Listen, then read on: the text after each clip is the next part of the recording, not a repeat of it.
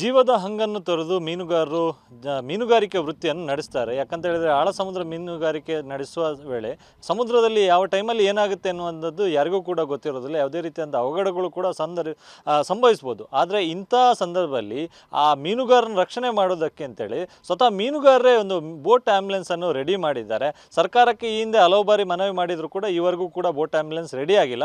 ಹೀಗಾಗಿ ಸ್ವತಃ ಮೀನುಗಾರಿಕಾ ಸಂಘದವರೇ ಸೇರಿಕೊಂಡು ಈ ಒಂದು ಬೋಟ್ ಆ್ಯಂಬುಲೆನ್ಸನ್ನು ನಿರ್ಮಾಣ ಮಾಡಿದ್ದಾರೆ. ರಾಜ್ಯ ಕರಾವಳಿಯಲ್ಲಿ ಇದೇ ಮೊದಲ ಬಾರಿಗೆ ಈ ಒಂದು ಬೋಟ್ ಆ್ಯಂಬುಲೆನ್ಸನ್ನು ನಿರ್ಮಾಣ ಮಾಡಿರ್ತಕ್ಕಂಥದ್ದು. ನಾನೀಗ ಇದೇ ಒಂದು ಬೋಟ್ ಆ್ಯಂಬುಲೆನ್ಸ್ನಲ್ಲಿ ಇದ್ದೇನೆ. ನೀವು ಗಮನಿಸ್ಬೋದು, ಇದು ಉಳ್ಳಾಲ ವಲಯ ನಾಡದೋಣಿ ಮತ್ತು ಗಿಲ್ನೆಟ್ ಮೀನುಗಾರಿಕಾ ಸಂಘದಿಂದ ನಿರ್ಮಾಣ ಮಾಡಿರ್ತಕ್ಕಂಥ ಬೋಟ್ ಆ್ಯಂಬುಲೆನ್ಸ್. ಪ್ರಮುಖವಾಗಿ ಮೀನುಗಾರಿಕಾ ವೃತ್ತಿ ಅನ್ನುವಂಥದ್ದು ಅತ್ಯಂತ ಸವಾಲಿನ ವೃತ್ತಿ. ಯಾಕಂತ ಹೇಳಿದ್ರೆ ಆ ಮೀನುಗಾರಿಕೆಗಾಗಿ ಅವರು ಆಳ ಸಮುದ್ರ ಮತ್ತು ನಾಡದೋಣಿ ಮೀನುಗಾರಿಕೆ ಸಮುದ್ರ ತೀರಕ್ಕೆ ಹೋಗ್ತಾರೆ. ಸೊ ಆ ಮೀನುಗಾರಿಕೆ ನಡೆಸುವ ವೇಳೆ ಯಾವುದೇ ರೀತಿಯಾದ ಅವಘಡವು ಕೂಡ ಸಂಭವಿಸ್ಬೋದು. ಈ ಹಿಂದೆ ಕೂಡ ಸಾಕಷ್ಟು ಅವಘಡಗಳು ಸಂಭವಿಸಿದೆ. ಸೊ ಈ ರೀತಿಯಾಗಿ ಅವಘಡ ಸಂಭವಿಸಿದಂಥ ಸಂದರ್ಭದಲ್ಲಿ ಮೀನುಗಾರರ ರಕ್ಷಣೆ ಮಾಡೋದಕ್ಕೆ ಈವರೆಗೆ ಯಾವುದೇ ರೀತಿಯಂಥ ವ್ಯವಸ್ಥೆ ಇರಲಿಲ್ಲ. ಹೋದಂಥ ಮೀನುಗಾರರ ಬೋಟ್ ಎಂದೇ ಅದರಲ್ಲೇ ಅಥವಾ ಪಕ್ಕದಲ್ಲಿರ್ತಕ್ಕಂಥ ಬೇರೆ ಬೋಟ್ಗಳನ್ನು ಆಶ್ರಯಿಸಬೇಕಾಗಿತ್ತು. ಸೊ ಅದರಿಂದ ಅವರನ್ನು ಕರ್ಕೊಂಡು ಬಂದು ದಡಕ್ಕೆ ತಂದು ಅದಾದ ಬಳಿಕ ಅವರಿಗೆ ಆಸ್ಪತ್ರೆಗಳಲ್ಲಿ ಪ್ರಥಮ ಚಿಕಿತ್ಸೆ ನೀಡಿ ಇನ್ನಿತರ ಕಾರ್ಯವನ್ನು ಮಾಡಬೇಕಾಗಿತ್ತು. ಆದರೆ ಸಮುದ್ರದಲ್ಲೇ ಅಲ್ಲಿಯೇ ಹೋಗಿ ಅವರಿಗೆ ಪ್ರಥಮ ಚಿಕಿತ್ಸೆ ನೀಡಿ ಅವರನ್ನು ಕರ್ಕೊಂಡು ಬರೋದಕ್ಕೆ ಬೇಕಾದಂಥ ಈ ಒಂದು ಸುಸಜ್ಜಿತವಾದಂಥ ಬೋಟ್ ಆ್ಯಂಬುಲೆನ್ಸನ್ನು ನಿರ್ಮಾಣ ಮಾಡಲಾಗಿದೆ. ನೀವು ಗಮನಿಸ್ಬೋದು, ಈ ಬೋಟ್ ಆ್ಯಂಬುಲೆನ್ಸ್ನಲ್ಲಿ ಸಾಕಷ್ಟು ವ್ಯವಸ್ಥೆಗಳಿದೆ. ಒಂದು ನೀವು ಗಮನಿಸುವಂಥದ್ದು ಇದು ಸ್ಟ್ರೆಚ್ಚರ್ ವ್ಯವಸ್ಥೆ.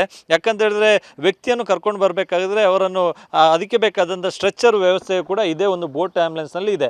ಮತ್ತು ತುರ್ತು ಅವಘಡಗಳು ಮತ್ತು ಯಾವುದೇ ರೀತಿಯಾದ ಅನಾರೋಗ್ಯ ಉಂಟಾದ ಸಂದರ್ಭದಲ್ಲಿ ಅವರಿಗೆ ಪ್ರಥಮ ಚಿಕಿತ್ಸೆ ಬೇಕಾಗಿ ಅವರಿಗೆ ಫಸ್ಟ್ ಏಡ್ ಕಿಟ್ಟನ್ನು ಕೂಡ ಇಲ್ಲಿ ರೆಡಿ ಮಾಡಿ ಇಟ್ಕೊಂಡಿದ್ದಾರೆ. ಸೊ ಆ ಫಸ್ಟ್ ಏಡ್ ಕಿಟ್ಟಲ್ಲಿ ಪ್ರಥಮ ಚಿಕಿತ್ಸೆ ಬೇಕಾದಂಥ ಏನೇನು ಔಷಧೀಯ ಉಪಕರಣಗಳು ಮತ್ತು ಔಷಧಗಳು ಏನೇನು ಬೇಕು ಅದೆಲ್ಲವನ್ನು ಕೂಡ ವ್ಯವಸ್ಥೆ ಮಾಡಿ ಇಟ್ಕೊಳ್ಳಲಾಗಿದೆ. ಇನ್ನು ಗಮನಿಸ್ಬೋದು, ಲೈಫ್ ಜಾಕೆಟನ್ನು ಕೂಡ ಇಲ್ಲಿ ಈ ಒಂದು ಬೋಟ್ನಲ್ಲಿ ಇರಿಸ್ಕೊಳ್ಳಲಾಗಿದೆ. ಸೊ ಯಾವುದೇ ತುರ್ತು ಸಂದರ್ಭದಲ್ಲಿ ಇದು ಬಳಕೆಗೆ ಬೇಕಾಗಿ ಅದರ ಒಂದು ವ್ಯವಸ್ಥೆಯನ್ನು ಕೂಡ ಮಾಡಲಾಗಿದೆ. ಇನ್ನು ಆಕ್ಸಿಜನ್ ವ್ಯವಸ್ಥೆ, ಅದಕ್ಕೆ ಬೇಕಾದಂಥ ಒಂದು ಸಿಲಿಂಡರ್ ಏನಿದೆ ಆ ಒಂದು ಸಿಲಿಂಡರನ್ನು ಕೂಡ ಇದೇ ಒಂದು ಬೋಟ್ ಆ್ಯಂಬುಲೆನ್ಸ್ನಲ್ಲಿ ಇಡಲಾಗಿದೆ. ಮತ್ತು ಇನ್ನೊಂದು ಈ ಪಕ್ಕದಲ್ಲಿ ಇನ್ನೊಂದು ಸಿಲಿಂಡರ್, ಇದು ಯಾವುದಾದ್ರೂ ಅಗ್ನಿ ಅನಾಹುತಗಳು ಸಂಭವಿಸಿದ ಸಂದರ್ಭದಲ್ಲಿ ಸೊ ಅದನ್ನು ನಂದಿಸೋದಕ್ಕೆ ಬೇಕಾದಂಥ ವ್ಯವಸ್ಥೆಗಳು ಕೂಡ ಇದರಲ್ಲಿದೆ.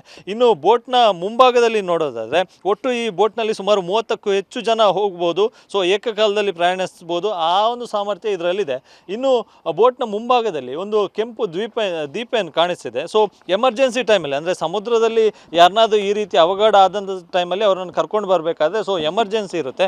ಸೊ ಆ ಟೈಮಲ್ಲಿ ಉಳಿದ ಬೋಟ್ಗಳ ಸಂಚಾರವು ಕೂಡ ಇರುತ್ತೆ. ಹೀಗಾಗಿ ಯಾವುದೇ ರೀತಿಯಾದಂಥ ಅಡೆತಡೆ ಬರದಂತೆ ಸೊ ಒಂದು ಕೆಂಪು ದೀಪದ ವ್ಯವಸ್ಥೆಯನ್ನು ಕೂಡ ಮಾಡಲಾಗಿದೆ. ಇದರ ಜೊತೆಗೆ ಇಲ್ಲೊಂದು ಸೈರನ್ನ ವ್ಯವಸ್ಥೆಯನ್ನು ಕೂಡ ಮಾಡಲಾಗಿದೆ. ಸೊ ಈ ಒಂದು ಸೈರನನ್ನು ಹಾಕ್ಕೊಂಡು ಇದರಲ್ಲಿ ಹೋಗಿ ಬರೋದಕ್ಕೆ ಬೇಕಾದಂಥ ವ್ಯವಸ್ಥೆಯನ್ನು ಕೂಡ ಮಾಡಲಾಗಿದೆ. ಸೊ ಇದಕ್ಕೆ ಬೇಕಾದಂಥ ವ್ಯವಸ್ಥೆಯನ್ನು ಕೂಡ ಈ ಒಂದು ಏನು ಬೋಟ್ನಲ್ಲಿ ಮಾಡ್ಕೊಂಡು ಬಂದಿರತಕ್ಕಂಥದ್ದು. ಸೊ ಮುಂಭಾಗದಲ್ಲಿ ಒಂದು ಸೈರನ್ನ ವ್ಯವಸ್ಥೆ, ಇದರ ಜೊತೆಗೆ ಕೆಂಪು ದೀಪದ ವ್ಯವಸ್ಥೆಯನ್ನು ಕೂಡ ಮಾಡಿಕೊಂಡು ಬರಲಾಗಿದೆ. ಸೊ ಇದಿಷ್ಟು ವ್ಯವಸ್ಥೆಗಳನ್ನು ಕೂಡ ಈ ಒಂದು ಬೋಟ್ನಲ್ಲಿ ಮಾಡಿಕೊಂಡು ಬರಲಾಗಿದೆ. ಸೊ ಇದರಲ್ಲಿ ಸುಮಾರು ಈ ಒಂದು ಬೋಟ್ಗಾಗಿ ಸುಮಾರು 16 ಲಕ್ಷ ವೆಚ್ಚವನ್ನು ಕೂಡ ಮಾಡಲಾಗಿದೆ. ಇದರಲ್ಲಿ ಪ್ರಮುಖವಾಗಿ 10 ಲಕ್ಷವನ್ನು ದಾನಿಗಳ ನೆರವಿಂದ ಪಡೆಯಲಾಗಿದೆ. ಉಳಿದಂಥ ಹಣವನ್ನು ಸಂಘದ ವತಿಯಿಂದಲೇ ಮಾಡಿಕೊಳ್ಳಲಾಗಿದೆ. ಇನ್ನು ಈ ಬೋಟ್ನ ಅಂದರೆ ಸಮುದ್ರ ಮಧ್ಯದಲ್ಲಿ ಏನಾದರೂ ಅವಘಡಗಳು ಆ ರೀತಿಯಾದಂಥ ಟೈಮಲ್ಲಿ ಅನಾರೋಗ್ಯಕ್ಕೆ ಒಳಗಾದ ಸಂದರ್ಭದಲ್ಲಿ ಸೊ ಅವರನ್ನು ತುರ್ತಾಗಿ ಕರ್ಕೊಂಡು ಬರೋದಕ್ಕೆ ಬೇಕಾದಂಥ ವ್ಯವಸ್ಥೆಯನ್ನು ಕೂಡ ಇದರಲ್ಲಿ ಮಾಡಿಕೊಳ್ಳಲಾಗಿದೆ. ಸೊ ಇಲ್ಲೇ ಗಮನಿಸ್ಬೋದು, ಇದು ಸೈರನ್ನ ವ್ಯವಸ್ಥೆ. ಸೊ ಸೈರನನ್ನು ಬೇಕಾದಾಗ ಆಫ್ ಮಾಡ್ಕೋಬೋದು, ಬೇಕಾದಾಗ ಆನ್ ಮಾಡ್ಕೊಳ್ಬಹುದಂಥ ವ್ಯವಸ್ಥೆ ಕೂಡ ಇದೆ. ಸದ್ಯ ಇದಿಷ್ಟು ಈ ಒಂದು ಬೋಟ್ನಲ್ಲಿ ಅಂದರೆ ಈ ಆ್ಯಂಬುಲೆನ್ಸ್ ಬೋಟ್ ಇದೆ. ಸೊ ಈ ಆ್ಯಂಬುಲೆನ್ಸ್ ಬೋಟ್ನಲ್ಲಿ ಇದಿಷ್ಟು ವ್ಯವಸ್ಥೆಗಳನ್ನು ಮಾಡಲಾಗಿದೆ.